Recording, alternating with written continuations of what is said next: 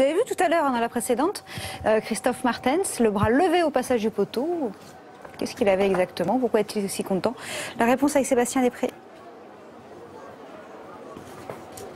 Je reprends votre expression à l'instant. Quel cheval, Christophe? 13-1 aujourd'hui. Ouais, bah, c'est magnifique, voilà. Tout s'est bien passé, comme dans un rêve. Quelques faux départs, ça a un peu énervé As Doré, donc c'est les choses de... c'est la situation, quoi, voilà, quoi. Après, mon cheval était super bien. Après, Atis Delado a fait la faute après 100 mètres. Et après, tout s'est passé comme il fallait, quoi. Lui, ouais. Et après, je l'ai laissé passer, je suis revenu gentiment. As Doré a fait la faute en face. Après, j'ai contrôlé tout le chemin, ça marche très une. Je ne sais pas déboucher, vraiment c'est un sacré petit cheval. Et lui, justement, les faux départs, voilà, attendre un peu, ça l'a pas dérangé? Il est cool? Il est cool comme tout. Et j'embrasse mes enfants qui me regardent parce que la petite fait son cheval et ils sont tous les deux devant la télévision avec ma femme. Et j'embrasse tout le monde. Bon, le message est passé. Et puis également, limite inconnu, il gagne cette coupe, c'est dingue. Bah, il gagne facile, voilà, 13-1 maintenant. La piste est rapide, mais c'est un super cheval. Tout ce qu'il fait, c'est déjà magnifique. Donc, c'est que du bonus. La suivante, Christophe, on a Orleans Font qui a fait une belle entrée. Oui, Orleans, voilà, c'est un plus un droitier. Maintenant, il faut voir, c'est un peu sa distance. Maintenant, si ça peut bien se passer, pourquoi pas, dans les trois. Et Prévédélo, que s'est-il passé la dernière fois? La dernière fois, enraînement cassé au départ, donc sans enraînement, ça n'allait pas. Il a une première chance aussi. S'il reste au trot, c'est pas une non-chance. Il est confiant pour le reste de la soirée. Oui, la famille Martens a toujours beaucoup de réussite à Cagnes. Ils sont vraiment bien armés, comme on dit. C'est une piste sur laquelle ils ont beaucoup de réussite. Ils préparent beaucoup de chevaux pour les meetings, que ce soit le meeting d'été ou le meeting d'hiver. On sait qu'ils sont installés maintenant en région parisienne. Ils ont acheté l'établissement qui appartenait à Michel Lenoir sur la commune de Boissy-Saint-Léger.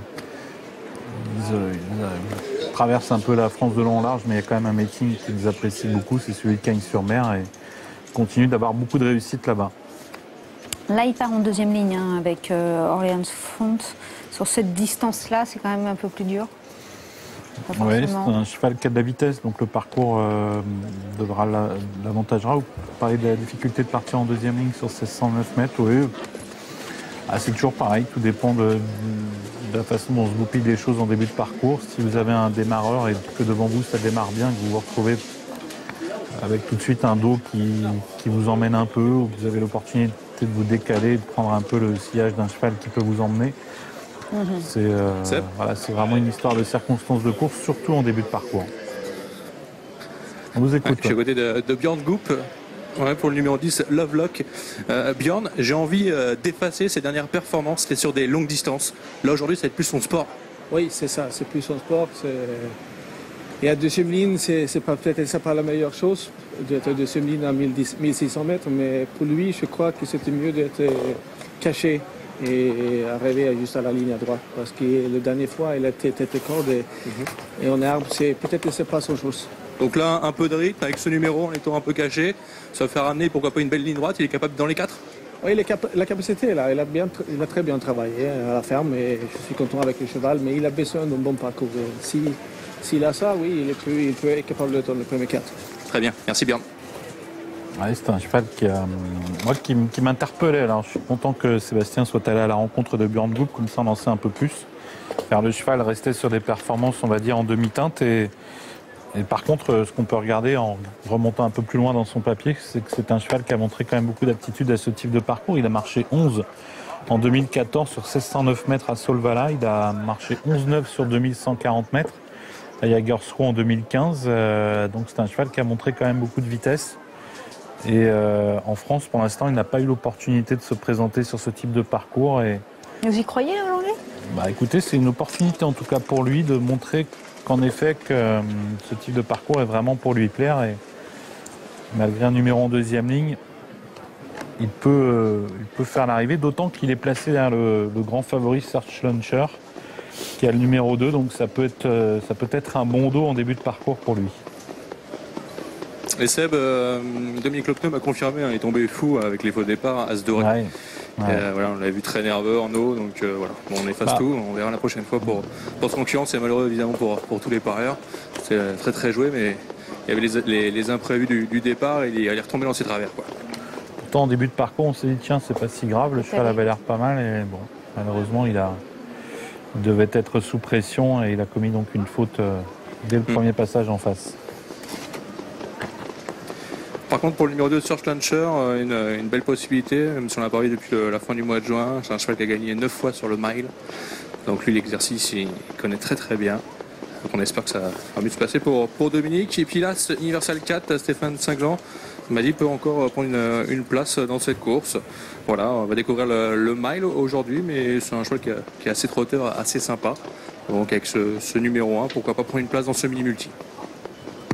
Voilà, le grand favori Search Launcher, en effet, hein, vous le précisiez, c'est un adepte de ce type de parcours. Il a marché plusieurs fois une 11 et fraction sur des 1609 mètres. Donc c'est un cheval qui est vraiment coutumier de ce genre d'exercice. Il vient de courir à plusieurs reprises sur notre sol avec une belle réussite. Il a pris une place à Caen au mois de juin. Alors, il n'a pas recouru d'ailleurs depuis le mois de juin. Il avait couru le 29 juin à Marseille-Borelli. Donc, faut-il y voir un petit bémol pas forcément, hein, sur la fraîcheur comme ça, sur ce type de parcours, ça peut quand même être... À 2 mois, ça commence à compter, non? Ah oui, surtout chez les trotteurs. Hein. Moi, à partir justement, c'est un petit peu ma limite. Ça, 2 mois, ça reste un peu juste, mais bon. Là, c'est une belle course. Et, En même temps, l'autre jour, quand à Marseille, il était grand favori aussi. Ouais, mais sur... Il était quoi, 4e 2003. Ouais, mais dans un lot qui, à mon sens, était peut-être un petit peu plus relevé que celui-ci. D'accord. Bon, c'est pas un 90, hein, c'est pas non plus... voilà, c'est une cote quand même. Ça cher payé, quoi. Voilà, c'est pas cher payé. Hein. Pour l'instant, pour Dominique Lecnos, ça s'est pas très bien passé, parce qu'on l'a vu avec Coyote Sly. Bon, c'est vrai qu'il n'avait pas une première chance, mais bon, il s'est retrouvé né au vent, il a plus de faire un effort, les carottes étaient cuites. Et ensuite, avec As Doré, le cheval est monté en pression à cause des faux départs. Pour revenir sur le fait qu'il effectue une rentrée, c'est un cheval quand même qui court en général bien sur sa fraîcheur. Hein. Il avait gagné à Lyon-la-Soie en février alors qu'il n'avait pas couru depuis... donc il gagnait le 7 février, il y avait à peu près un mois d'absence. Et il avait pris une place après 2 mois et demi d'absence à Marseille-Vivo début janvier. Donc c'est un cheval qui n'est pas trop mal sur la fraîcheur. Qui peut le battre? Moi je pensais à Lovelock, le numéro 10.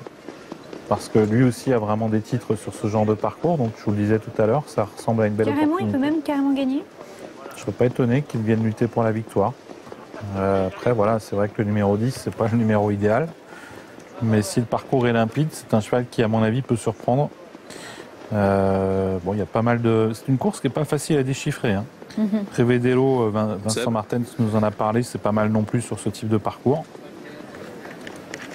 Allez-y. Ouais. Oui, il y a quelques possibilités pour le Team Gelpa. Le 4 Ultimate Love est déféré les 4 pieds aujourd'hui, associé à Pierre Vercruis. Il a déjà pris une place, lui, hein, sur ce tracé sur les 709 mètres. Donc on est confiant pour faire l'arrivée. Et puis le 6 Uranium sera pas plus mal ferré, on m'a dit. Donc voilà, on lui remet les fers, on découvre la distance, c'est le petit point d'interrogation. Mais peut-être pas aussi un interdit pour le mini multis numéro 6 Uranium. Et puis le 8 Thalys Manger l'a très bien gagné la dernière fois. Mais il faut gérer ce numéro qui est tout à l'extérieur évidemment. Et puis sur un parcours que Thalys Manger n'a pas coutume de s'exercer. Hein. C'est un peu voilà, c'est ça la problématique. C'est qu'on a des chevaux étrangers qui ont, soit par le passé ou de temps à autre, couru sur ce type de parcours et avec lesquels on a des références. Et puis des chevaux d'âge qui évoluent en France depuis un certain temps. Et bon, c'est vrai que les 709 mètres, c'est quand même assez rare. Donc on n'a pas trop de repères. On ne sait pas trop si certains chevaux peuvent s'y révéler ou d'autres finalement s'y casser les dents. Je pense à Thalys Mangiel, c'est l'interrogation avant le coup. Le cheval est très bien, il a bien gagné sur 2900 mètres. Mais bon, sur 709 mètres, c'est pas la même musique. Pas évident qu'il soit fait pour ce type d'exercice. Ça va pas être la même chose pour lui. Et par contre, attention au 7 Vol Nicolas Vallée avec David Becker, déféré les 4. Il faut gérer aussi un peu ce numéro à l'extérieur. Mais le cheval est très bien et je pense que c'est bien passé. Et puis alors, précision importante, alors pour ceux d'entre nous qui nous suivent régulièrement, je pense qu'ils le savent, mais bon, on va quand même le rappeler à ceux qui ne le savent pas, c'est que l'arrivée à 709 mètres n'est pas située au poteau habituel, hein, à Cagnes. C'est un poteau qui est situé un petit peu plus loin, un peu avant le tournant. Donc la ligne droite devient donc très très longue.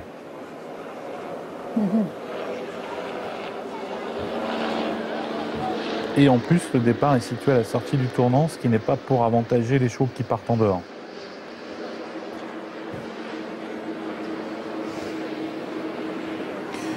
Distance qu'on empruntera bien sûr tout à l'heure pour le TGV. Hein. Un mec d'Éritré face à l'Anna des Cajoles, ce sera la 5e. Même encore avant, hein. Une épreuve à réclamer aussi. Ah, dans la prochaine aussi, oui, c'est vrai. Et la 6e aussi.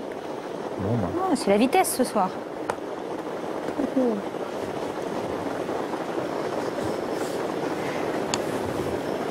Allez Sébastien, on va suivre votre cheval Lovelock, hein, votre outsider dans la course. Vous aimez bien? Et ça accélère. Très bon départ pour le 4 Ultimate Love. Oh, qui est au galop. Au galop Ultimate Love et Volnico Lavallée va en profiter pour s'emparer du commandement. Suivi par le 2 Search Launcher avec le numéro 8 Talisman Giel qui est bien parti en dehors. Hein. Finalement, Rommel Maurice avait le choix entre reprendre ou accélérer. Il a préféré accélérer. Bien lui en a pris car sans trop d'efforts, il peut s'installer au commandement. Search Launcher est en deuxième position. Volnico Lavallée a été repris par son driver David Becker. Il est accompagné par Prevedelo devant le numéro 9 Orleans Front. Et puis Lovelock qui se fraye un passage au centre et qui vient 7 ou 8e.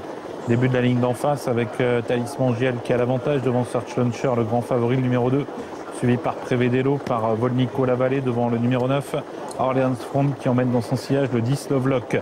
Ligne d'en face avec toujours l'avantage pour le numéro 8 Talisman Giel qui est suivi par le 2 Search Launcher devant le numéro 5 Prevedelo avec dans son sillage le 9 Orleans Front. Le 7 Volnico Lavallée est à la corde. Lovelock se rapproche avec un peu de ressources et il est suivi par le numéro 6 Uranium. Au bout de la ligne d'en face bientôt avec toujours Talisman Giel qui est le meilleur, le numéro 5 Prevedelo qui vient à ses côtés, suivi par Search Launcher, le favori qui est toujours en embuscade à la corde devant le numéro 9 Orleans Front qui a des ressources tout comme Lovelock, le numéro 10 et le 7 Volnico Lavallée qui est bloqué à la corde, sorti bientôt du tournant final avec toujours Talisman Giel aux prises avec Prevedelo devant Search Launcher, avec également Orleans Front et Lovelock qui tente également de refaire un petit peu de terrain avec les 300 derniers mètres, la ligne d'arrivée qui est très longue et Talisman Giel qui a toujours l'avantage, Orleans Front qui est lancé avec Lovelock qui viennent tous les deux très vite, mais au centre le 5 Prevedelo qui se défend bien, Talisman Giel qui va subir l'attaque du numéro 9 Orleans Front avec le 9 Orleans Front qui va l'emporter, Christophe Martens qui remporte un nouveau succès, deuxième place pour Talisman Giel. Prevedelo peut-être troisième, à voir avec un autre concurrent qui a terminé en dehors. Toujours est-il que l'écurie Martens remporte un nouveau succès avec le 9 Orleans Front. Eh oui, nouveau succès pour l'entraînement de Vincent Martens, à drive de Christophe, le doublé Orleans Front qui avait fait une bonne entrée sur les l'hippodrome de hier. Et aujourd'hui s'impose sur le mile, ce fils de Ganymède pour la casaque de l'écurie du domaine du Parc. Deuxième place pour Talisman Giel qui a été très bon sur cette distance. La troisième place est pour l'autre Martens, Prevedelo. Et ensuite avoir Lovelock, peut-être le 10 avec le numéro 3 Esther des Caillons et le 2 côté corde, Search Launcher. Une photographie pour la quatrième place, oui, parce qu'il y a un effet d'optique, hein, un petit effet d'optique qui peut être piégeux. Et Christophe Martens remporte un nouveau succès. J'ai envie de dire presque aussi facilement qu'avec Ambassadeur Dame tout à l'heure, car Orleans Front a toujours été facile dans le dos des premiers. Et lorsqu'il a été lancé à mi-ligne d'arrivée, il a rapidement fait la différence et il a dominé la situation de la tête et des épaules. Ok. T'es content de lui, hein. On vote son fait une nouvelle fois, Christophe Martens, qui s'est retourné assez longuement d'ailleurs après le passage du poteau. Je pense que c'était pour voir l'autre, son compagnon. C'est troisième. Qui est troisième. Et grosse déception hein, avec celui qui était grand favori, Search Launcher. Ouais. C'est pas soirée Dominique Lochneux. Et puis vous nous aviez mis en garde quand même, hein. Il effectuait une rentrée, 2 mois d'absence, il valait pas un 90. Bon, j'espère que vous avez pu eh bien, ouvrir un peu plus vos jeux. On va repartir à Divonne. Jefferson est avec nous, prêt à bondir. D'ailleurs, il y a eu une enquête, Jeff. Oui.